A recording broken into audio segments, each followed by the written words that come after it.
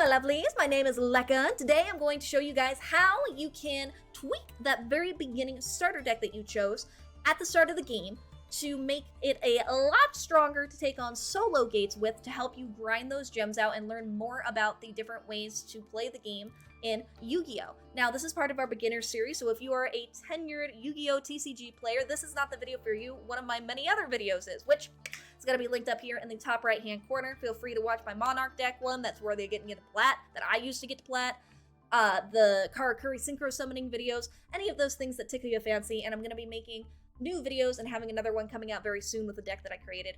But if that's your thing, go for it. However, this is going to be for those of you guys who are new to the game completely or haven't touched it since the original Yu-Gi-Oh! Now with this deck, it's a very, very simple deck. It's going to be essentially a beater, and by that I mean you're going to be trying to get strong cards out onto the field that you can then use to beat down the AI of who you're facing in solo gates, just because you have more attack power than they do, which is also a really simple way and is going to mostly be using tribute summons to get what you need out onto the field as fast as possible. With the basic cards that we have Chosen by the World Chalice, which these cards you get for free by going through and doing solo mode. Luster Dragon, which was a part of the Dragon Pack that we got. Same with Divine Dragon Ragnarok as well. Beckoned by the World Chalice is another one that you get for free by playing through solo gates. And then of course we got our Blue Eyes White Dragon because of picking the original deck. So we also added in a twin-headed behemoth, because this one just makes it so that when during the end phase this card sent to the graveyard because it was destroyed on the field and sent there this turn, you can special summon this card instead. So it brings itself back as an extra wall if you need an extra turn to have the AI not do a whole bunch of damage to you because you bricked, didn't have a great hand, etc. But it's just there as another card to allow us to tribute for the things that we want instead. Marketing Captain is great because this is another one that you get for free by going through the solo gates. When this card is normal summoned, you can shuffle one card from your hand into the deck and then draw one card, and if it's a monster, special summon it. If you use Marketing Captain in combination with Card Advance, that lets you look up to the top 5 cards of your deck and place them in whatever order you want, you can specifically choose a Blue Eyes to go on the top of your deck to then play, which is really nice. Kaiser Glider is in here so that it can't be destroyed by battle with a monster that has the same attack as it. It's not going to happen very often, but it's just something that has 2400 attack that is a tier 1 tribute card, since it's only 6 stars to get out on the field. Same with Strongwind Dragon. This one is really nice because it can't be destroyed by a monster with the same attack as it, but that's not the part we care about. If this card is tribute summoned by tributing a dragon type monster, like Blue Eyes for example, which is why this card is very good in this deck, and it's only a rare, so it's very easy to craft as well, so I highly recommend you guys tech this on into it too. It gains the attack of half of the original attack of the tributed monster, so it can gain 1500 because Blue Eyes' attack is 3000 to tech onto the card to make it even stronger than Blue Eyes ever was with 3900 attack, which is crazy and something that the AI is almost never going to be able to get over. Now, obviously, you're going to want Raigeki if you can. You can only have one in the deck and it's an ultra rare, so if you don't have these cards, then just do what you can.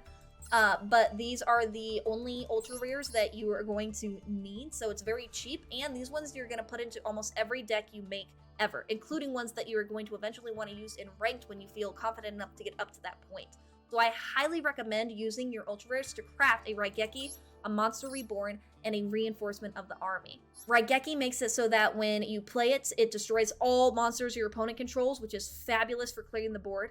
Monster Reborn is great because even in your opponent's graveyard, you can special summon a monster, so if they've gotten something that they've tributed for a cost for some kind of combo, you can put it on your side of the field, which is really nice. It also makes it so you can special summon a monster, and then you can use that as fodder, as a material to get a higher tribute summon onto the field. And of course, Reinforcements of the Army lets you add a level 4 or lower warrior monster, and since we add Beckoned by the World Chalice and Chosen by the World Chalice in here, that makes it very easy to do. Smashing Ground is nice because it lets you destroy one monster on their field that has the highest defense, so if they have only one monster, you destroy whatever that is, which is good. Double Summon makes it so that you can conduct 2 normal summons this turn, not just 1. Super useful. Card Advance was that 5/1, which pairs well with the Marketing Captain. Unexpected Die makes it so that if you control no monsters, you can special summon 1 level 4 lower normal monster from your deck, which is good for getting materials out.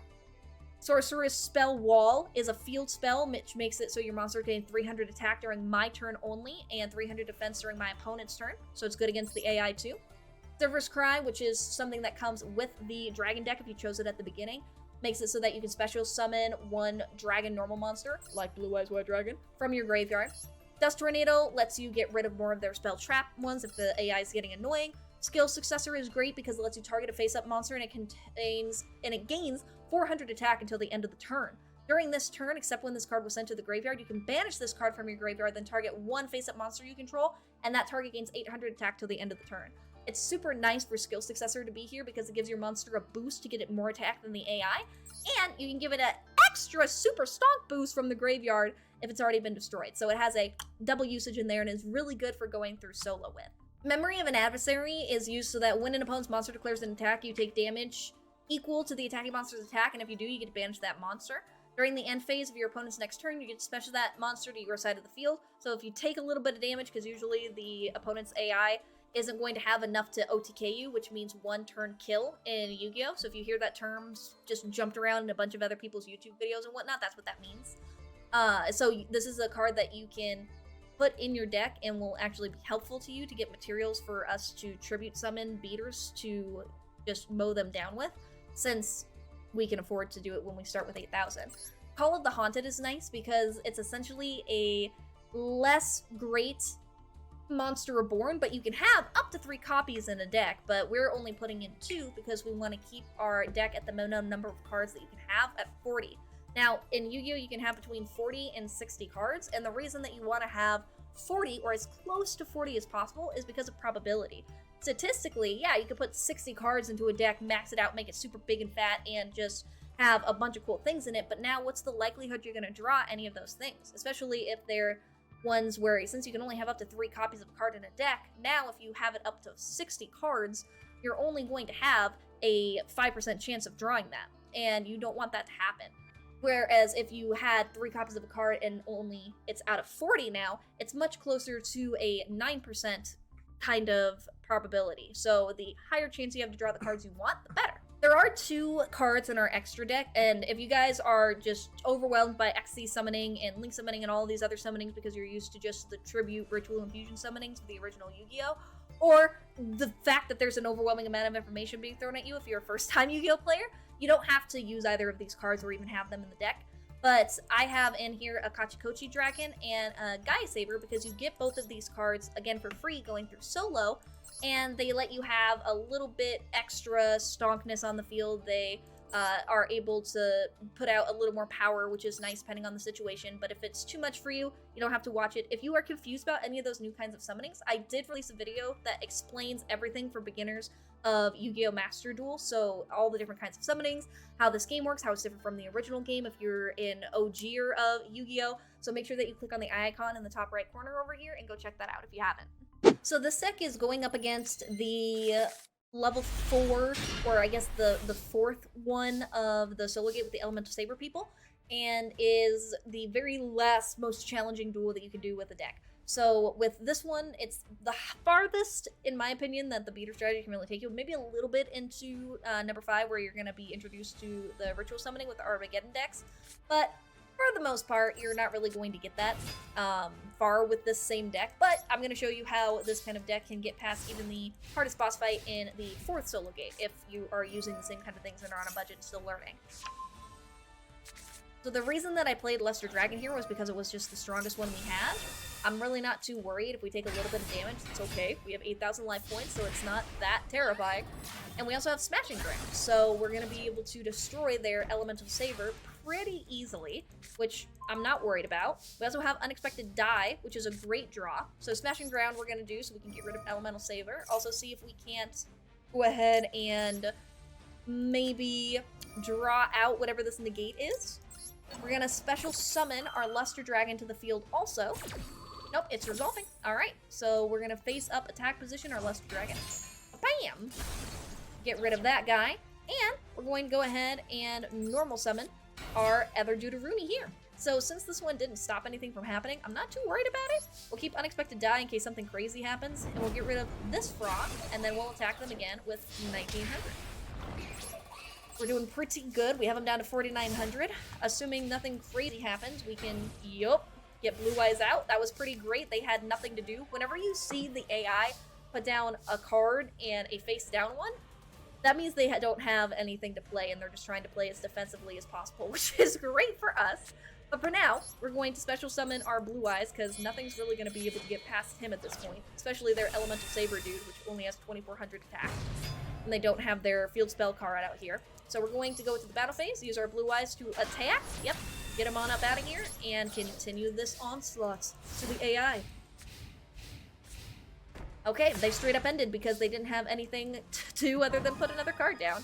Wonderful. We're going to use Reinforcement of the Army so that we can draw our really nice, stonky, beckoned by the World Chalice guy out. He has 1,800 attack. If he had 1,900, we'd be able to OTK this turn, which means one turn kill in Yu-Gi-Oh! Speech that you guys will hear pretty often.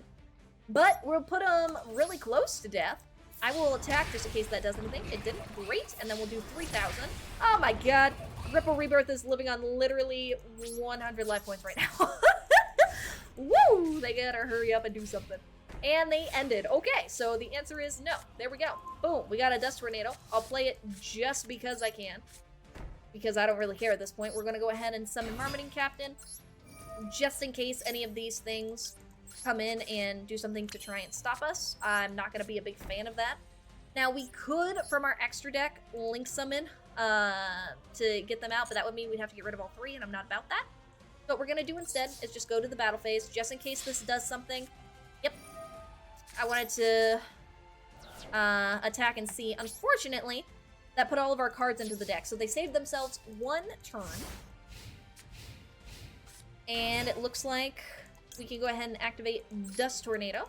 So I'm going to go ahead and use that to destroy this card. This is one of the newer ones they put out there. And it's going to attack us. Now we can get around this, especially since this Elemental Saber only has 900 attack. Yeah, we have to draw any monster and we're fine. So I'll summon Marmoting Captain. I can't use this ability, but what I can do is, just to be hella extra, I'm going to give 400 extra life points to my Marmoting Captain here, and then we're gonna go into the battle phase, because why the fuck not? Attack it, boom, kill it, and that is the hardest boss fight on the 4th solo gate done with the stick. Thank you guys so much for watching. If you enjoyed this and this was helpful to you for the Beginner's Guide, then make sure to watch my other video in the Beginner's Guide series for Yu-Gi-Oh! Master Duels in case you missed it, which will be up here in the eye icon on the right. Thank you so much for coming on through. Make sure you like this video. It helps me out significantly. Also, hitting the share and copy link button if you don't even send it to anybody. It helps with YouTube recommending us. I appreciate that tremendously. Subscribe if you haven't, because it's completely free to do. You can unsub from me literally at any time. And it helps us grow the channel as well. I plan on doing a 1,000 gem giveaway when we hit 1,000 subscribers. And the pace we've been growing at, I think we might be able to hit that by next month even. So thank you all so much for your love and support on this channel and series. I appreciate all of you. Make sure you drink some water if you haven't recently. Take your meds if you forgot them. And without taking up any more of y'all's time, I'll go ahead and let you beautiful people go. Goodbye, my lovelies.